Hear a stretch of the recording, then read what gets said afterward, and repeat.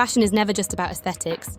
It can be armour, it has often been protest, and will always be identity. From the battlefields of revolution to the most exclusive catwalks, clothing has long been a radical act. And in 2025, with the viral explosion of the Protect the Dolls t-shirt, created by British designer Connor Ives, defending trans rights, we are reminded, when fashion speaks, power listens. In this video, we're going to run through some of history's most notable fashion activism moments.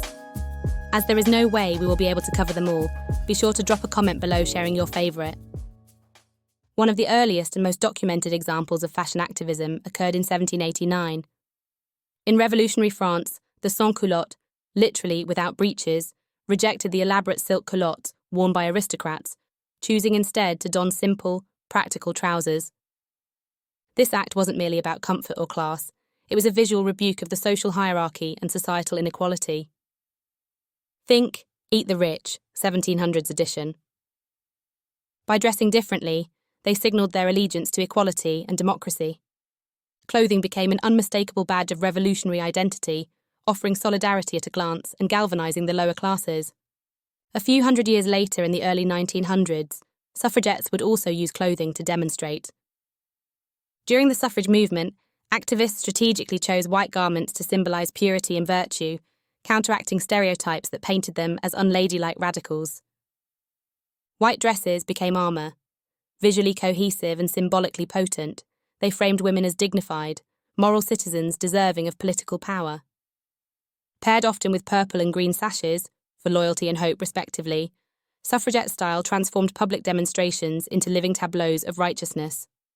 The 1940s saw zoot suits defend racial identity. The extravagant zoot suit, high-waisted, wide-legged trousers paired with long padded jackets, emerged from Black, Mexican-American and Filipino-American communities during a time of intense racial tension. These flamboyant outfits flaunted style in defiance of wartime rationing and societal discrimination.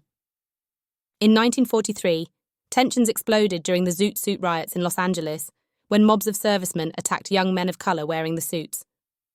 What began as a style choice had evolved into a flashpoint for racial injustice and youth resistance, and fashion has continued to be used as a tool for resistance against racial injustice.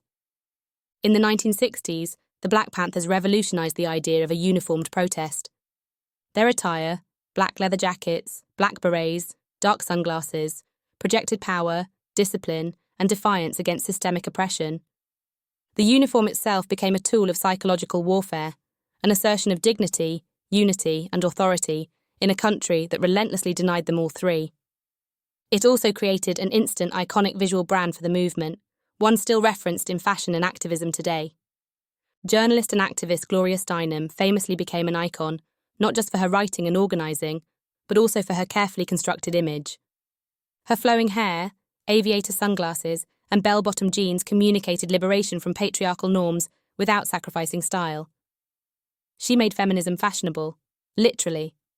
Her look offered a relatable, aspirational image for a new generation of women entering the workforce and demanding equal rights.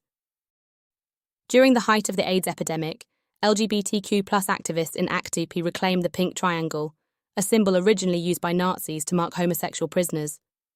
Reversing its meaning, activists emblazoned it on posters, t-shirts, and protest gear, alongside the slogan, "Silence by Death." This bold visual language demanded recognition of the crisis and pushed an invisible tragedy into public consciousness. When it comes to slogan t-shirts, they were forced into the public's consciousness in a big way when Catherine Hamnets famously wore a 58% Don't Want Pershing t-shirt to meet then Prime Minister Margaret Thatcher. She turned a photo op into a subversive protest against nuclear arms. Hamnet's work laid the blueprint for wearable activism, messages that could spread instantly, even before the era of viral media. And activism on the catwalk became commonplace at around the same time. We saw Jean-Paul Gaultier challenge gender norms by sending male models down the runway in skirts and bustiers, emphasising fluidity and defiance against traditional binary standards in fashion long before genderless became a buzzword. In 1995, Alexander McQueen staged Highland Rape, a collection that stirred controversy by confronting Britain's brutal historical treatment of Scotland. Torn lace, blood-stained models, and tartan prints told a story of assault and reclamation. McQueen used the runway as a battlefield, forcing audiences to reckon with history, trauma, and cultural survival. Simultaneously, the early 2000s saw eco-activism start to thread its way into fashion, with brands like Stella McCartney pioneering cruelty-free, sustainable luxury long before it became an industry mandate.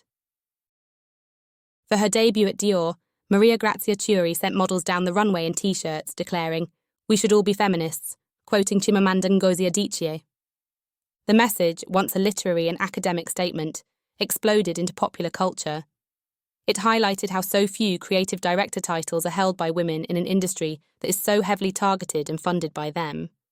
Chiuri's choice signalled the luxury world's acknowledgement of feminism as a global conversation, though it also sparked debates about the commodification of social movements. Following the murder of George Floyd, protests erupted worldwide, and streetwear became a crucial canvas for activism.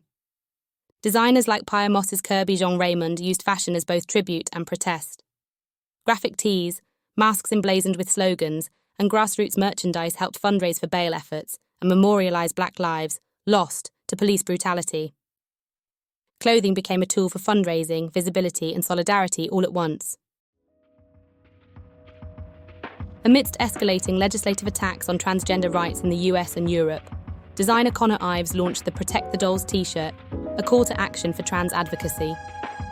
Worn by celebrities and activists alike, the shirt went viral, raising awareness and funds for LGBTQ+ causes. In an era of overwhelming digital noise, a simple white t-shirt with a powerful message managed to cut through, proving once again that fashion's activist heart still beats strong. These moments remind us, style doesn't just reflect culture, it shapes it. Every stitch, every slogan, every silhouette has the power to challenge the status quo and dress the world in defiance. Thanks for watching. Please remember to like, comment, and subscribe.